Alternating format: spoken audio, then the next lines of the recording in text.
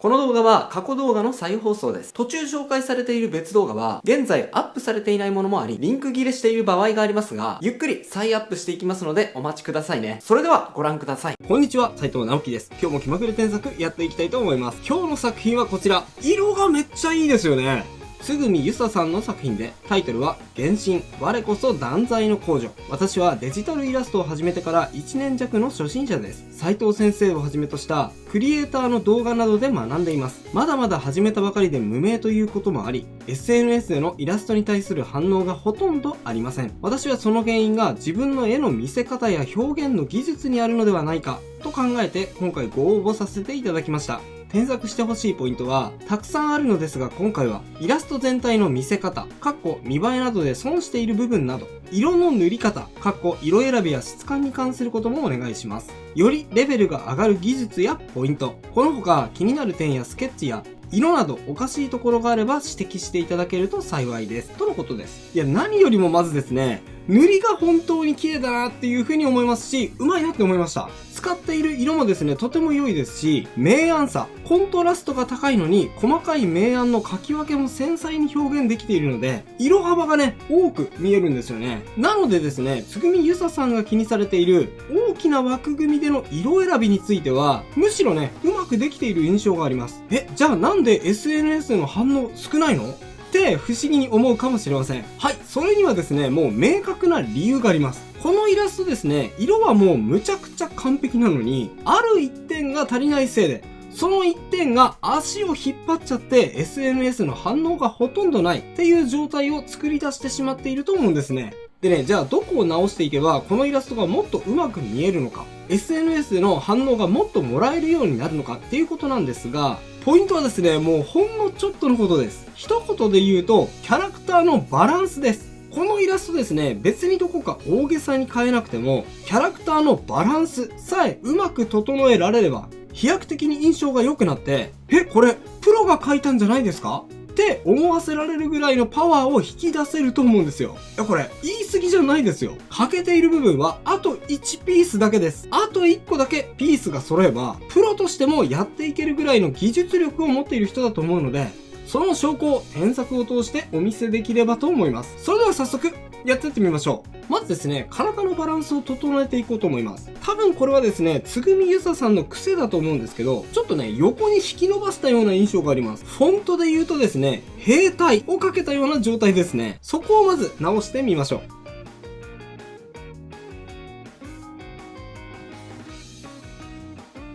はい、こんな感じ。ちょっとね、横幅が太くなっていたのを戻しました。これね、気持ちはわかるんですが、絵に安定感を求めている人は、横幅がね、結構太くなりがちなので、元キャラがいる場合には特にですね、その部分は注意した方がいいかもしれませんね。同じように、顔も横幅を修正します。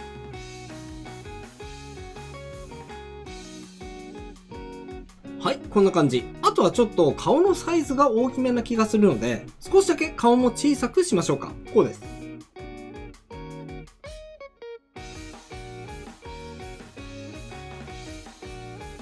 はい、このぐらいですかね。特に顔の大きさは、画面がトリミングされている時には大きくなりやすいですので注意してください。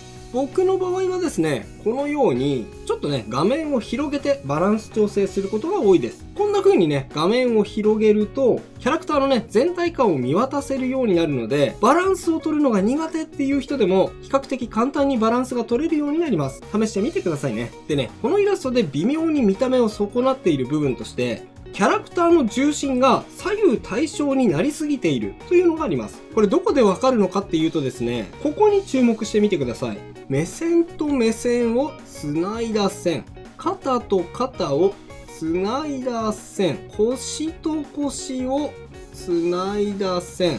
これがね、全部今平行に近い角度なんですよね。この平行状態をですね、崩していって、こんな風に傾きをつけていくこと。重心をですね、片側に寄せたようなバランスを作ることをコントラポストって言ったりするんですが、このコントラポストを意識しながら体の傾きを少し修正していってみますね。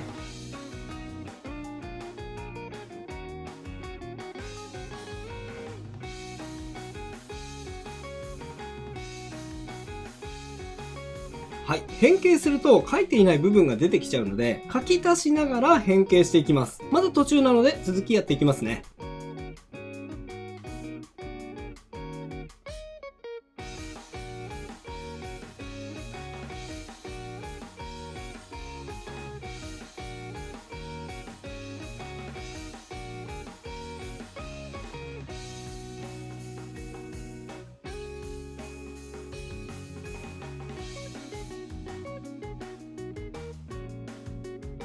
はい、こんな感じです。見比べてみると、意外とね、そんなに違いがないようにも思えるかもしれませんが、この体重の偏りの差、バランスの微妙な変化が最終的には大きな見栄えの差につながっていくので注目していてください。ちょっとね、微妙にデザインが足りない部分があるので、その部分を少し書き足していきます。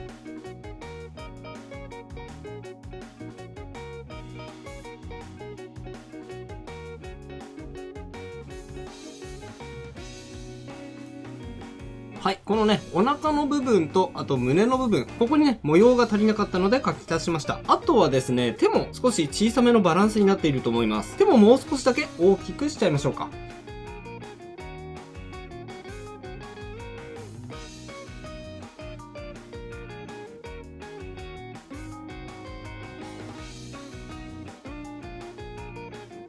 はい、このぐらいですね。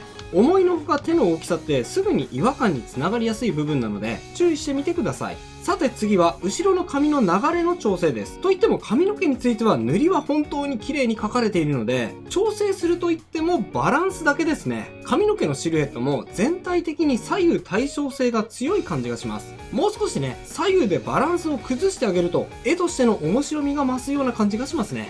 やってみます。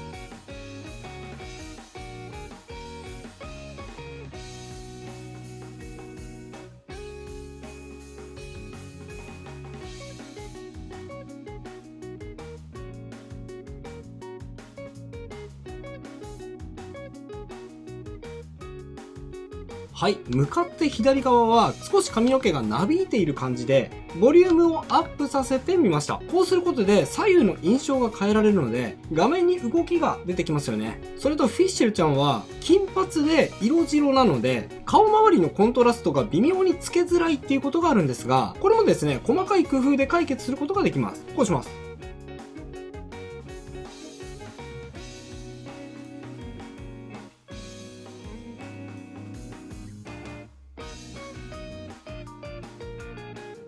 はい、後ろ髪、首の後ろぐらいの髪の毛をちょっとだけ明るく持ち上げて光が透けてきているような感じにしちゃうんですよね。そうすることでここにコントラストが生まれますから顔をより際立たせる効果があると思います。これはね、ワンポイントテクニックですね。あとはちょっとここは細かい部分なんですが、首元のこのブローチですね、ここすっごく細かいので、書くのが大変な部分だと思うんですが、意外と大事な部分なのでしっかり書き込んであげると良いと思います。書いてみますね。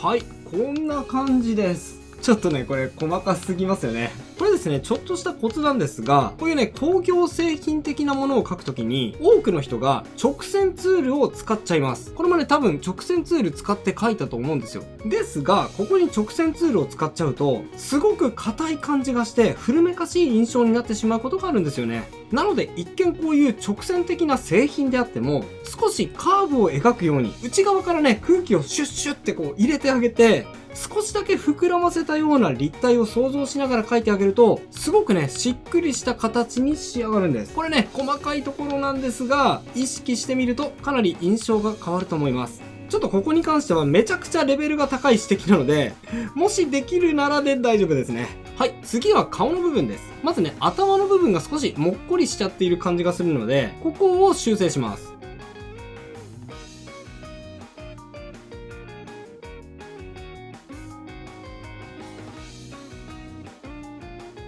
はい、こんな感じです。フィッシュルちゃん、よく見るとですね、前髪の付け根は少し分け目があるように見えるんですが、あんまりね、バカッと2つに分かれたような印象が強くないので、こんな風につるっとしちゃっても大丈夫だと思います。あとは、顎ですね。顎が首と同化しちゃっているようにも見えるので、この顎のラインを見直してみましょうか。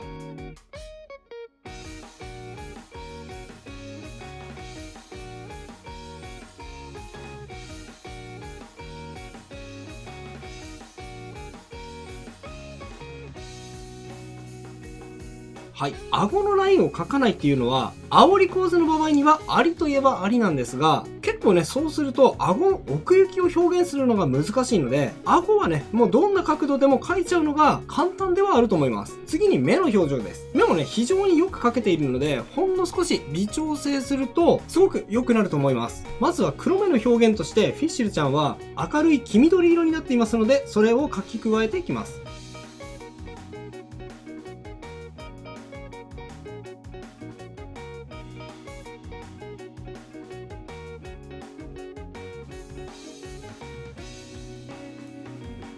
はい、こんな感じ。次に、二重まぶたと下まつげの部分。ここのラインもかなり微妙なんですが、微調整しますね。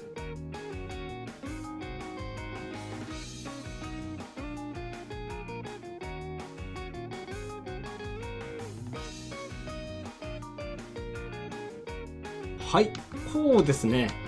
特にこの二重まぶた。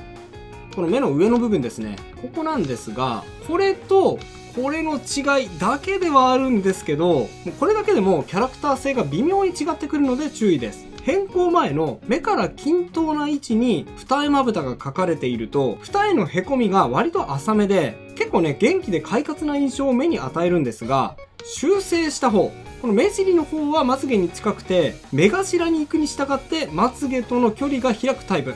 これはですね、二重の深みがより深く見えますので、等幅に描くよりもより色気というか、妖艶さを感じさせる目になりやすいんですよね。これね、めちゃめちゃ細かい部分なんですけど、意識してみると描き分けがうまくいくと思います。あとはこれも細かいんですけど、この眉毛ですね。眉毛についても少し厚みを加えてあげると元のキャラクターに似るような感じがしますね。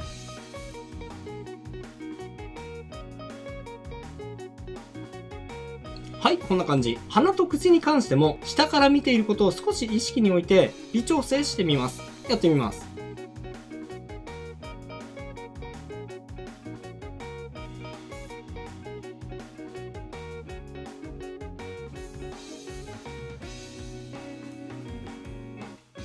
はい、こんな感じでしょうか。それと、フロントヘアとサイドヘア。ここについてもほんのちょっとだけですけどね、さっきから言っているバランスに着目しつつ、少し変化をつけてみたいと思います。こんな風に。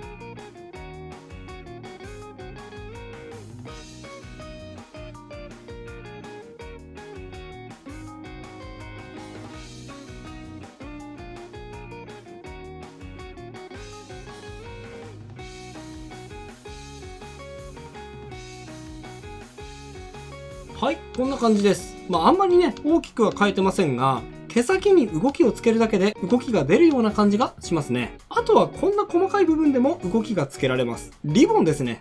やってみます。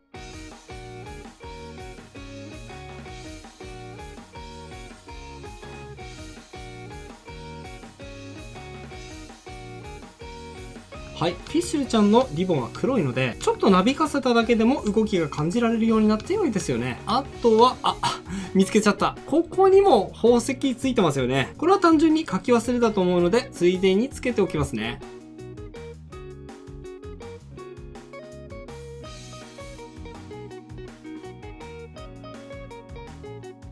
はい、髪飾りの部分にデザインが足りなかったので付け加えておきました。そして最後の仕上げです。背景が白でキャラクターのシルエットが強調されてですね、このイラストシンプルで良いと思うんですが、ちょっと味気ないかもなっていう風に思った時に、Photoshop で簡単にエフェクトを追加する方法を教えます。まずは背景にレイヤーを1個追加しましょう。そしたらですね、ここに、これちょっと小さくて見えづらいかもしれませんが、FX っていうボタンがあります。これね、FX って読むんですが、アメリカ風の略し方ですね。これの中にですね、これポチって押すと、境界線っていうのがあります。これを押してみましょう。そうすると、境界線でサイズ10、不透明度100、色もね、選ぶことができます。今は紫を選びますね。これで OK を押して、そして画面に書いてみましょう。そうするとですね、ほら、今書いた線に勝手に輪郭線を追加してくれるんですよ。普段はこの輪郭線を後で追加しなきゃいけないんですが、こうやって書いていけば書きながらバランス調整できますので、完成図を想像しやすいんですよね。これを使ってエフェクトを書いていきましょう。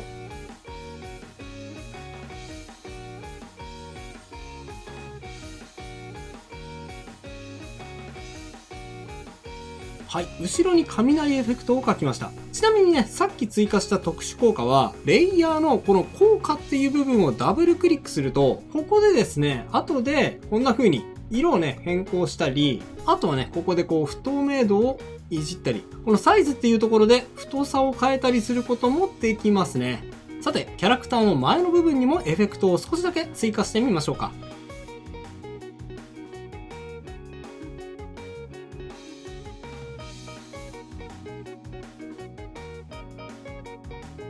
はい、こんな感じです。今回の添削は以上となります。並べて比較していってみましょう。右がビフォー、左がアフターです。こんな風に変化しました。いかがでしょうか？塗りはね、もう本当に上手くて、もう全然変えてないんですけど、キャラクターのバランス調整だけでぐぐっと印象が良くなったのがお分かりいただけると思います。今回のイラストは本当にね、塗りが上手くて、その部分はね、まるで修正することがありませんでした。それなのに SNS の反応が悪い、思ったようにいいねがもらえないというお悩みを抱えているということでした。僕が思うにその原因はこれにつきます。バランスです。キャラクターのバランスを整えていく部分。この一点だけができていないので、全体の印象を下げてしまっていたんです。多分ね、自分で描く時の癖なんかもあるので、パッとね、違和感に気づいてすぐに補正していくっていうのは難しい部分かもしれませんが、塗りを一切変えなくても、今回のイラストバランスを調整するだけで、もうね、こんなにも印象が良くなっていってしまうんですよ。おまけでね、エフェクト効果まで追加できれば完璧だと思いますね。今回紹介したポイント、ぜひね、意識しながら、ご自分のイラストを見直してみてください。きっとね、飛躍的に実力がアップすると思いますよ。それと今回は、体のバランスについてお伝えしてきましたが、体のみならず、全体のバランスとして、こういうバランスの取り方をすると、ってうまく見えるよ。逆に、こういうバランスにしちゃうと、って一気に下手に見えちゃうんだよっていう落とし穴があったりします。その落とし穴にはまらないためのテクニックを紹介した動画。徹底解説、上手な絵の3つの特徴を図解しますがおすすめです。興味がある方はこちらも合わせてチェックしてみてくださいね。それでは最後に、あのコーナー、気まぐれじゃんけんのコーナーです。いきますよ。準備はいいですか？気まぐれじゃんけん、じゃんけん、ポン。それではまた次回の動画でお会いしましょう。ということで再放送をお届けしました。いかがだったでしょうか？新チャンネルのチャンネル登録と高評価もよろしくお願いします。